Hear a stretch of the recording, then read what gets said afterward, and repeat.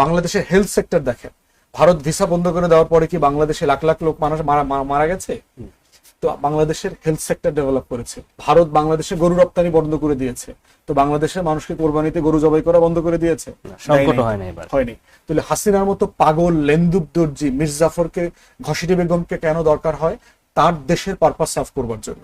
তারেক রহমানকে বলছে দুর্নীতির বরপুত্র, হাওয়া ভবনের নামে কত কিছু, কিন্তু কোনো মামলা প্রমাণ করতে পারে না গত 16 বছরে। অথচ হাসিনার একটা ব্যাংকের লকার থেকে 832 ভরি সোনা পাওয়া গেছে। শুধু পেঁয়াজ ইস্যুটা দেখেন, বাংলাদেশে এবারে পেঁয়াজের বাম্পার ফলন হয়েছে, বাংলাদেশের কৃষকরা একটা ভালো দাম পাচ্ছে। অথচ দেখেন কি করার চেষ্টা করা হচ্ছিল, ইন্ডিয়া থেকে পেঁয়াজ এনে বাংলাদেশের পুরো পেঁয়াজের মার্কেটটাকে ধসে দেওয়ার চেষ্টা করা হয়েছে, এবং সাথে পুরো বিজনেস সিন্ডিকেট জড়িত। তাহলে ওখানে লাভটা কে হইতো? ইন্ডিয়ার পেঁয়াজ ব্যবসায়ীরা লাভবান হইতো, যেটা এত বছর ধরে হয়েছে। আমরা তো 250 টাকা পেঁয়াজ খেয়েছি, এক্স্যাক্টলি। তাহলে এখন লাভবান কে হয়েছে? হয়তো মধ্যবিত্তের একটু কিনতে কষ্ট হচ্ছে, কিন্তু দিন শেষে পেঁয়াজের দামও কিন্তু কমে গেছে, বেড়েছিল বাট কমে গেছে সিন্ডিকেটের কারণে। সিন্ডিকেট সরকার অ্যাড্রেস করেছে।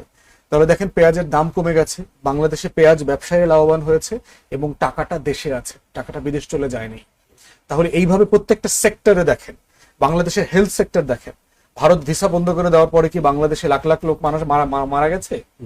তো বাংলাদেশের হেলথ সেক্টর ডেভেলপ করেছে, বাংলাদেশের মানুষ তো বেঁচে আছে। ভারত বাংলাদেশে গরু রপ্তানি বন্ধ করে দিয়েছে, তো বাংলাদেশের মানুষকে কোরবানিতে গরু জবাই করা বন্ধ করে দিয়েছে? হয়নি। তাহলে হাসিনার মতো পাগল লেন্দুব দর্জি মির্জাফরকে, ঘসিটি বেগমকে কেন দরকার হয়? তার দেশের পারপাস সাফ করবার জন্য। কারণ এদেরকে রাখলেই হয় রাষ্ট্র দুর্বল হবে এবং রাষ্ট্রের কাঠামো ভেঙে যাবে, যেটা আমরা দেখেছি।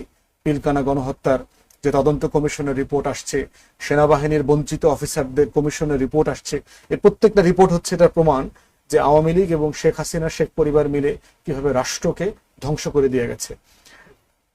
তারেক রহমানকে বলছে দুর্নীতির বরপুত্র, হাওয়া ভবনের নামে কত কিছু, কিন্তু কোনো মামলা প্রমাণ করতে পারে না গত 16 বছরে।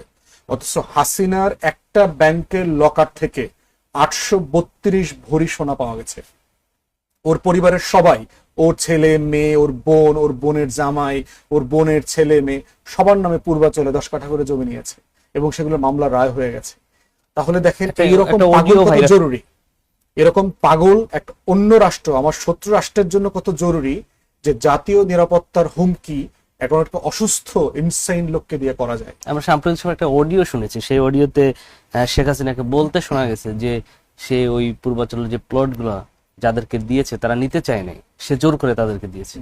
মানে ওর বাপের সম্পত্তি, যেভাবে শেখ রেহানাকে আপনার ধানমন্ডিতে যে থানাটা হয়েছে, ধানমন্ডি থানা, এখানে পুরো 1 বিঘা জমি দিয়ে দিয়েছে 1 টাকায়, গণভবন বেচে দিচ্ছে 1 টাকা দিয়ে, মানে ওর বাপের সম্পত্তি মনে করেছে আর কি বাংলাদেশ রাষ্ট্রকে। তো এইরকম পাগল থাকলে যেটা হয়, লেন্দুব দর্জির মতো দেশ বিক্রি করে দেওয়াটা সহজ হয়, যেটা 16-17 বছরে করেছে।